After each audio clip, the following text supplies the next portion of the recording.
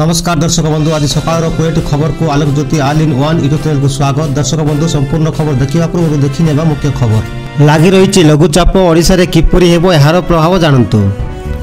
मात्र थोड़े निवेश कले जीवन सारा मासकु मिलिबो 50,000 टंका पेंशन जानतु केमिति। एमडीएच एवरेस्ट मिललानी कौनसी प्रकार मिश्रित केमिकाल 28 लैब रे परीक्षा पर क्लीन चिट देला एफएसएसएआई। 29 रे बालेश्वर केन्द्रापड़ा दलीय प्रार्थी प्रचार करेंगे मोदी। ब्रिटिश प्रधानमंत्री ऋषि सुनाक घोषणा करिसेंति जे जुलाई 4 देश में साधारण निर्वाचन हेबो।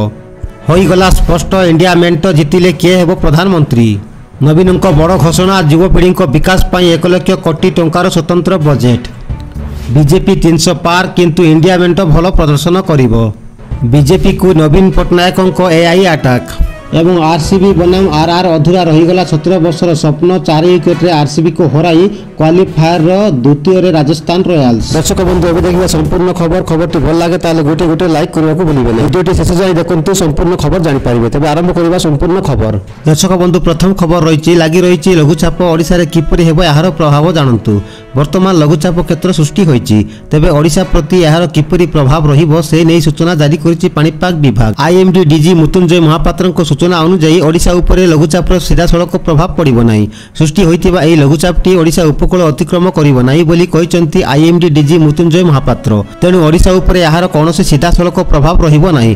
तेबे केवल 25 और 26 तारिख रे दुईटी जिला को वर्षा हेबा नै अलर्ट जारी करिछि पाणीपाग विभाग। एही दुई दिन बालेश्वर और भद्रक रे वर्षा हेबार संभावना रहिछि। उभय जिला किछि स्थान प्रबल वर्षा होई पारे बोली आईएमडी डीजी मृत्युंजय महापात्र प्रकाश करिसंती। 2 नंबर खबर है मात्र थोड़े निवेश कले जीवन सारा मासकु मिलिबो 50,000 टंका पेंशन जानतु केमिति। आपण एथिरे ग्यारंटी पेंशन प्रत्येक मासरे उपलब्ध। एही सरकारी योजना अधीन रे आपनकु केवल थोड़े विनियोग करबाकू पड़िबो। एही योजनार लाभ केवल 40 वर्ष बयसरु पाई परिबे। एही योजना अधीन रे कौनसी व्यक्ति 80 वर्ष पई एही योजनार विनियोग करि परिबे। यदि आपनकर बयस 40 वर्ष अटे एवं आपण 10 लाख टंका मूल्य रे 1 लाख टंका प्रीमियम जमा करचंती तेबे आपण वार्षिक 50,250 टंका पाइबा आरंभ करि जहाँ जीवन सारा पाइबे। यह व्यतीत आपण जदि आपण जमा राशि फेरस्त पाइबाकू चाहूचंती तेबे 5% काटिबा परे जमा राशि फेरस्त हेबो। आपण ऑफलाइन किंबा ऑनलाइन एलआईसी रो पॉलिसी नहीं पारिबे। एलआईसी रो ऑफिशियल वेबसाइट रे ऑनलाइन किनि पारिबे एवं आपण योजना को एलआईसी ऑफिशियल वेबसाइट रे नेबा विषय रे सब किछि सूचना पाई पारिबे। तेबे 3 नंबर खबर एमडीएच एवरेस्ट मिललानी कोनोसी प्रकार मिश्रित केमिकाल 28 लैब रे परीक्षण परे क्लीन चिट देला एफएसएसएआई। भारतीय मसला एमडीएच एवरेस्ट गुणवत्ता को नहीं विदेश रे प्रश्न उठिबा परे यार परीक्षण पाई 28 लैब को पठा जाइथिला। तेबे तमाम परीक्षण परे एथिरे कोनोसी प्रकार केमिकाल मिश्रण होई नथिबा स्पष्ट होईछि। बाजार रो उपलब्ध मसला गुडीकर निया जाइथिबा नमूनार कोनोसी ईटीओ अर्थात इथिलीन ऑक्साइड नथिबा स्पष्ट करिछि food safety standard authority of India बा एफएसएसएआई। परवर्ती खबर 29 रे बालेश्वर केन्द्रापड़ा दलीय प्रार्थी प्रचार करिवे मोदी। निर्वाचन पाई केंद्रीय नेतृमंडली घन घन ओडिशा गस्त जारी रहिछि। इतिमध्ये आसंता 29 तारिख रे पुणी ओडिशा आसीबे प्रधानमंत्री नरेंद्र मोदी। चतुर्थ पर्याय निर्वाचन पाई पुणी थरे कर्मी मनरे जोश भरिबा सह दलीय प्रार्थी प्रचार करिवे प्रधानमंत्री। एने राज्य बीजेपी निर्वाचन प्रभारी विजयपाल सिंह तोमार सूचना दैछंती। तबे ठीक अछि परवर्ती खबर जुलाई 4 रे ब्रिटेन रे हेबो साधारण निर्वाचन। ऋषि सुनाक ब्रिटिश प्रधानमंत्री ऋषि सुनाक घोषणा करिसंती जे जुलाई 4 रे देश रे साधारण निर्वाचन हेबो। गत 5 वर्ष देश पाई सबुठारु आह्वानपूर्ण थिला। आगामी दिन रे मु तुमरो प्रत्येक भोट पाई लड़ीबी। आमर एक स्पष्ट योजना अछि। एही घोषणा पूर्व गोटिए परे गोटिए ब्रिटिश कैबिनेट मंत्री प्रधानमंत्री कार्यालय रे प्रवेश करुथिबा देखिबाकू मिलिथिला। आसंता सप्ताह संसद भंग होई निर्वाचन प्रक्रिया आरंभ हेबो बोली कहिसंती ऋषि सुनाक। परवर्ती खबर होइगला स्पष्ट इंडिया मेंट जितिले किए हेबो प्रधानमंत्री। भाजपा नेतृत्व लोकसभा निर्वाचन लड़ुथिबा एनडीए मेंटर नेता लगातार भाव विरोधी को प्रधानमंत्री प्रार्थी किए बोली प्रश्न करिसंती।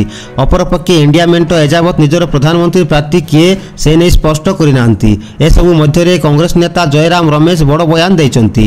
जयराम को राहुल कौन मेंटर प्रधानमंत्री प्रार्थी हेबे बोली पचरा जाइथिला। एहार जवाब दे जयराम रमेश कहिसंती जे एहा कोनोसी सुंदरी प्रतियोगिता नुहे। आमे एक दल आधारित ସହିତ ଗଣତନ୍ତ୍ର। ପ୍ରଶ୍ନ ଏହା ଯେ ଜନାଦେଶ କେଉଁ ଦଳ ନଚେତ ମେଣ୍ଟକୁ ମିଳିବ।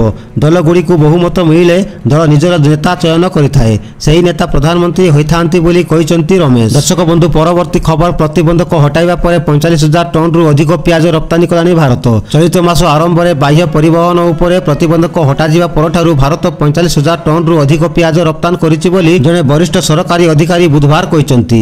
ସାଧାରଣ ନିର୍ବାଚନ ପୂର୍ବରୁ ଘରୋଇ ଯୋଗାଣକୁ ସ୍ଥିର ରଖିବା ପାଇଁ ଏହି ରପ୍ତାନି ଚାଷୀଙ୍କୁ ଆଶ୍ୱସ୍ତି ପ୍ରଦାନ କରିଥିଲା। ବିଶ୍ୱର ସବୁଠୁ ବଡ଼ ପନିପରିବା ରପ୍ତାନିକାରୀ ଭାରତ ଗତ ଡିସେମ୍ବରରେ ପିଆଜ ରପ୍ତାନିକୁ ନିଶ୍ଚିତ କରିଥିଲେ ଏବଂ କମ୍ ଉତ୍ପାଦନ ହେତୁ ମୂଲ୍ୟ ବୃଦ୍ଧି ପରେ ମାର୍ଚ୍ଚରେ ଏହାକୁ ବୃଦ୍ଧି କରିଥିଲେ। ଠିକ୍ ଅଛି, ପରବର୍ତ୍ତୀ ଖବର। କଟକ ନିର୍ବାଚନୀ ପ୍ରଚାର ସଭାରେ ଭର୍ତ୍ତୃହରିଙ୍କୁ ଟାର୍ଗେଟ କଲେ ପାଣ୍ଡିଆନ। କଟକ ନିର୍ବାଚନୀ ପ୍ରଚାର ସଭାରେ ବିଜେପିର କଟକ ଲୋକସଭା ପ୍ରାର୍ଥୀ ତଥା ପୂର୍ବତନ ବିଜେଡି ନେତା ଭର୍ତ୍ତୃହରି ମହତାବଙ୍କୁ ଟାର୍ଗେଟ କରିଛନ୍ତି ବରିଷ୍ଠ ବିଜେଡି ନେତା କାର୍ତ୍ତିକ ପାଣ୍ଡିଆନ। ଭର୍ତ୍ତୃହରି ଦୈହିକ ଭାବେ ବିଜେଡିରେ ଥିଲେ କିନ୍ତୁ ମାନସିକ ଭାବେ ବିଜେପିରେ ଥିଲେ ବୋଲି ସେ ଅଭିଯୋଗ କରିଛନ୍ତି। ଭର୍ତ୍ତୃହରିଙ୍କୁ ଯେଉଁ ଦଳ ସଂସଦକୁ 6 ଥର ପଠାଇଥିଲା ସେ ସେହି ଦଳ ବିରୋଧରେ ବିଶ୍ୱାସଘାତକତା କରିଥିଲେ ବୋଲି ପାଣ୍ଡିଆନ ଅଭିଯୋଗ କରିଛନ୍ତି।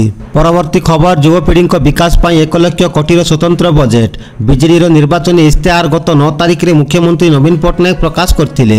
ସେଥିରେ ପ୍ରକାଶ ପାଇଥିଲା ନବୀନଙ୍କ 24 ଗ୍ୟାରେଣ୍ଟି।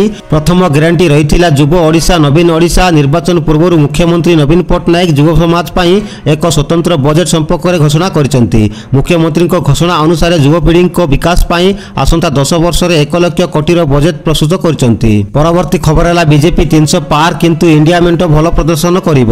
ଆମେରିକାର ରାଜନୈତିକ ବିଶେଷଜ୍ଞ ଇଆନ୍ ବ୍ରେମର ଚଳିତ ଲୋକସଭା ନିର୍ବାଚନରେ ବିଜେପିକୁ 305ଟି ଆସନ ମିଳିବ ବୋଲି ପୂର୍ବାନୁମାନ କରିଛନ୍ତି। ୟୁରେସିଆ ଗ୍ରୁପ କହିଛି ମୋଦିଙ୍କ ନେତୃତ୍ୱାଧୀନ ବିଜେପି 305ରୁ ଅଧିକ 10 କିମ୍ବା 10 କମ୍ ଆସନ ଜିତିପାରେ। 5 ବର୍ଷ ପୂର୍ବେ ଯାହା ଅନୁଶୀଳନ ହୋଇଥିଲା ଏବେ ସେହିଭଳି କୌଣସି ବିଶେଷ ପରିବର୍ତ୍ତନ ହୋଇନାହିଁ ବୋଲି କହିଛନ୍ତି। ପରବର୍ତ୍ତୀ ଖବର। ବିଜେପିକୁ ନବୀନଙ୍କ ଏଆଇ ଆଟାକ୍। ଏଆଇ ଭିଡିଓ ପ୍ରସଙ୍ଗରେ ବିଜେପିର ବୁଦ୍ଧିମତ୍ତାକୁ ଚାଞ୍ଚଲ୍ୟ କରିଛନ୍ତି ମୁଖ୍ୟମନ୍ତ୍ରୀ ନବୀନ ପଟ୍ଟନାୟକ। ଆର୍ଟିଫିସିଆଲ ଇଣ୍ଟେଲିଜେନ୍ସ ବ୍ୟବହାର କରି ଭିଡିଓ ପ୍ରସ୍ତୁତ କରିବା ଖବରକୁ ବାଏଁ ବାଏଁ ଉଡ଼ାଇବା ସହିତ ନବୀନ ଦେଇଛନ୍ତି ମୁହଁତୋଡ଼ ଜବାବ। ବିରୋଧୀଙ୍କୁ ଅଭିଯୋଗକୁ ବେପାରୁଆ ଢଙ୍ଗରେ ଜବାବ ଦେଇଛନ୍ତି ମୁଖ୍ୟମନ୍ତ୍ରୀ। ନବୀନଙ୍କ ଏହି ଭିଡିଓକୁ ବିଜେଡି ନେତା କାର୍ତ୍ତିକ ପାଣ୍ଡିଆନ ନିଜ ସୋସିଆଲ ସାଇଟ୍ ଇନଷ୍ଟାଗ୍ରାମରେ ଅପଲୋଡ କରିଛନ୍ତି। ପରବର୍ତ୍ତୀ ଖବର ହେଲା ଭୁବନେଶ୍ୱରରେ ନବୀନଙ୍କ ରୋଡ୍ ଶୋ। ଭୁବନେଶ୍ୱର ଉତ୍ତର ନିର୍ବାଚନ ମଣ୍ଡଳୀ ପାଇଁ ମୁଖ୍ୟମନ୍ତ୍ରୀ ନବୀନ ପଟ୍ଟନାୟକ ରୋଡ୍ ଶୋ କରିଛନ୍ତି। ରେଣ୍ଟାଲ କଲୋନୀ ଓ ଓମଫେଡ୍ ଛକରୁ ଏହି ରୋଡ୍ ଶୋ ଆରମ୍ଭ ହୋଇଛି। ରୋଡ୍ ଶୋ ବେଳେ ଜନସାଧାରଣଙ୍କୁ ସମ୍ବୋଧିତ କରି ଜଡ଼ିଶଙ୍କର ଭୋଟ ଦେଇ ସାଂସଦ ଓ ବିଧାୟକ ପ୍ରାର୍ଥୀଙ୍କୁ ଭୋଟ ଦେବାକୁ ଭୋଟରଙ୍କୁ ଅନୁରୋଧ କରିଛନ୍ତି। ଜୁଲାଇରୁ ଆଉ ଆସିବନି ବିଦ୍ୟୁତ ବିଲ୍, ସମସ୍ତଙ୍କୁ BSKY କାର୍ଡ ମିଳିବ ବୋଲି ନବୀନ କହିଥିଲେ। ଏହି ରୋଡ୍ ଶୋ ବେଳେ ପ୍ରବଳ ଜନସମାଗମ ରାସ୍ତାରେ ଦେଖିବାକୁ ମିଳିଥିଲା। ପରବର୍ତ୍ତୀ ଖବର। 5 ପର୍ଯ୍ୟାୟ ନିର୍ବାଚନ ଶେଷ, ଭାଜପା ଜିତିସାରିଛି ଏତିକି ଆସନ ଦାବି କଲେ ଶାହା। ଦେଶର ବିଭିନ୍ନ ସ୍ଥାନରେ 5ମ ପର୍ଯ୍ୟାୟ ଭୋଟ ଶେଷ ହେବା ପରେ ଲୋକସଭା ନିର୍ବାଚନରେ ଭାଜପା 310ଟି ଆସନ ଅତିକ୍ରମ କରିଛି ବୋଲି କେନ୍ଦ୍ର ସ୍ୱରାଷ୍ଟ୍ର ମନ୍ତ୍ରୀ ଅମିତ ଶାହା ବୁଧବାର ଦାବି କରିଛନ୍ତି। ଭୋଟିଂ ଅବଶିଷ୍ଟ 2ଟି ପର୍ଯ୍ୟାୟ ପରେ ଭାଜପା 400 ଆସନର ଲକ୍ଷ୍ୟକୁ ଅତିକ୍ରମ କରିବ। ଲୋକସଭା ନିର୍ବାଚନ ଭାଜପା ନିଜ ପାଇଁ 370ଟି ଆସନ ଜିତିବାର ଲକ୍ଷ୍ୟ ରଖିଥିବା ବେଳେ ଏନଡିଏ ପାଇଁ 400ଟି ଆସନ ଧାର୍ଯ୍ୟ କରାଯାଇଛି। ପରବର୍ତ୍ତୀ ଖବର। ରାଜସ୍ଥାନରେ ତାତିକୁ ଏମିତି ଦେଖାଇଲେ ଯବାନ, ତତଲା ବାଲିରେ ସେକିଲେ ପାମ୍ପଡ଼। ବର୍ତ୍ତମାନ ରାଜସ୍ଥାନ ବିକାନେରର ତାପମାତ୍ରା 45 ଡିଗ୍ରୀ ସେଲସିୟସରେ ପହଞ୍ଚିଛି। ଏହି ଅସହ୍ୟ ତାତି ମଧ୍ୟରେ ବିଏସଏଫ ଯବାନଙ୍କ ଏକ ଭିଡିଓ ସାମ୍ନାକୁ ଆସିଛି। ବାଲିରେ 35 ସେକେଣ୍ଡ ପାମ୍ପଡ଼କୁ ଗୋଡ଼ାଇ ରଖି ବାହାର କରିବା ପରେ ପାମ୍ପଡ଼ ପୁରା ଭାଜି ହୋଇଯାଇଛି। ଯେତେବେଳେ ସାରା ଦେଶର ଗ୍ରୀଷ୍ମ ଲହରରେ ଲୋକେ ତତଲା କଡ଼େଇରେ ଭାଜି ହେଉଛନ୍ତି, ସେତିକିବେଳେ ଭାରତ ପାକିସ୍ତାନ ସୀମାରେ ଡ୍ୟୁଟିରେ ଥିବା ଜଣେ ବିଏସଏଫ ଯବାନ ପ୍ରମାଣିତ କରିଛନ୍ତି ଯେ ସ୍ଥିତି ଯେବେ ପ୍ରତିକୂଳ ହେଉନା କାହିଁକି ଦେଶ ସୁରକ୍ଷା ଆମର ପ୍ରଥମ କର୍ତ୍ତବ୍ୟ ବୋଲି କହିଛନ୍ତି। ତେବେ ସୋସିଆଲ ମିଡିଆରେ ଖୁବ୍ ଭାଇରାଲ ହେବା ପରେ ଏହି ଭିଡିଓ ଓ ଯବାନଙ୍କୁ ଢେର ସାରା ପ୍ରଶଂସା କରାଯାଉଛି। ପରବର୍ତ୍ତୀ ଖବର। ସ୍ୱାତି ମାଲିୱାଲ ମାମଲାରେ ମୁହଁ ଖୋଲିଲେ ଦିଲ୍ଲୀ ମୁଖ୍ୟମନ୍ତ୍ରୀ କେଜ୍ରିୱାଲ। ଦିଲ୍ଲୀ ମୁଖ୍ୟମନ୍ତ୍ରୀ ଅରବିନ୍ଦ କେଜ୍ରିୱାଲ ଆପ୍ ସାଂସଦ ସ୍ୱାତି ମାଲିୱାଲଙ୍କ ଅଭିଯୋଗ ଉପରେ ପ୍ରଥମ ଥର ପ୍ରତିକ୍ରିୟା ଦେଇଛନ୍ତି। ଏହି ମାମଲାରେ ନିରପେକ୍ଷ ତଦନ୍ତ ଏବଂ ନ୍ୟାୟ ଚାହୁଁଛି ବୋଲି ପିଟିଆଇକୁ ଦେଇଥିବା ସାକ୍ଷାତକାରରେ କହିଛନ୍ତି ଅରବିନ୍ଦ କେଜ୍ରିୱାଲ। ସେ କହିଛନ୍ତି ମାମଲା ଏବେ କୋର୍ଟରେ ଅଛି। ମୁଁ ଟିପ୍ପଣୀ କଲେ ତଦନ୍ତ ପ୍ରକ୍ରିୟା ଉପରେ ପ୍ରଭାବ ପଡ଼ିପାରେ, କିନ୍ତୁ ମୋର ବିଶ୍ୱାସ ନିରପେକ୍ଷ ତଦନ୍ତ ହେବ। ଦୁଇ ପକ୍ଷକୁ ଶୁଣି ପୋଲିସ ନିରପେକ୍ଷ ତଦନ୍ତ କରୁ। ନ୍ୟାୟ ମିଳିବା ଦରକାର। ଘଟଣା ସମୟରେ ସେ ଘରେ ଥିଲେ କି ବୋଲି ପ୍ରଶ୍ନରେ କେଜ୍ରିୱାଲ ନା ବୋଲି କହିଛନ୍ତି। ପରବର୍ତ୍ତୀ ଖବର ଏବେ ଗୃହ ମନ୍ତ୍ରଣାଳୟ କୋଠାକୁ ବୋମା ବିସ୍ଫୋରଣ କରି ଉଡ଼ାଇ ଦେବାକୁ ମିଳିଲା ଧମକ। ବିଭାଗର ଅଧିକାରୀଙ୍କ ନିକଟକୁ ଆସିଛି ଧମକପୂର୍ଣ୍ଣ ଇମେଲ।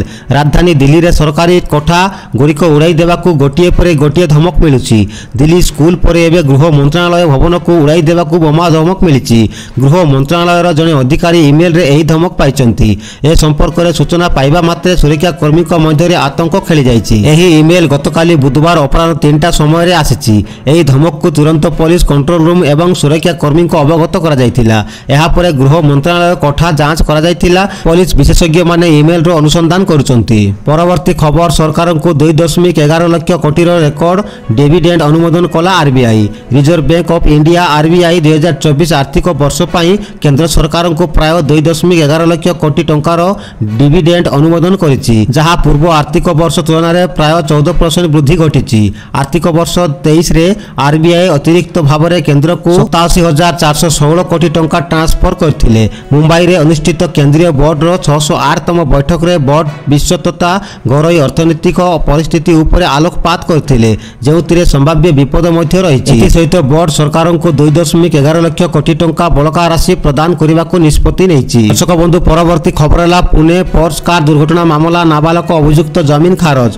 पुणे रो पोर्स कार दुर्घटना मामला रे 17 वर्षीय नाबालक अभियुक्त जमीन खारज होइछि। एबे ताकू बाल सुधार गृह को पठा जाइछि। ताकू ऑब्जर्वेशन रे रखा जिबा को थिबा बेले जून 5 रे जुवेनाइल कोर्ट एही मामला परवर्ती सुनानी करिवे।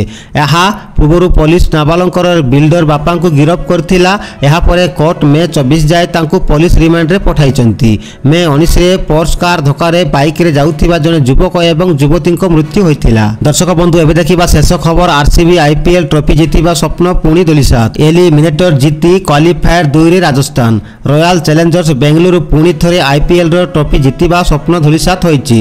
पुणी निराश होइचंती आरसीबी फैंस। लगातार 6टी मैच जीति दमदार प्रत्यावर्तन करिथिबा आरसीबी एलिमिनेटर रोमांचकर मुकाबिला राजस्थान रॉयल्स 4 विकेट पराजित होइछि। विजय सह राजस्थान आईपीएल 2024 द्वितीय क्वालिफायर को उन्नीत होइछि। एबे द्वितीय क्वालिफायर राजस्थान एवं सनराइजर्स हैदराबाद मध्य मैच हेबो। दर्शक बंधु, आज एतिकी खबर गुड़िक केमिति लागुछि कमेंट रे मतामत दियंतु। आ चैनल रे नुआ थिले सब्सक्राइब करी बेल आइकन को ऑल रे दबाई भल पाइबा स्वरूप गुटे लाइक रखंतु। नमस्कार, जय हिंद।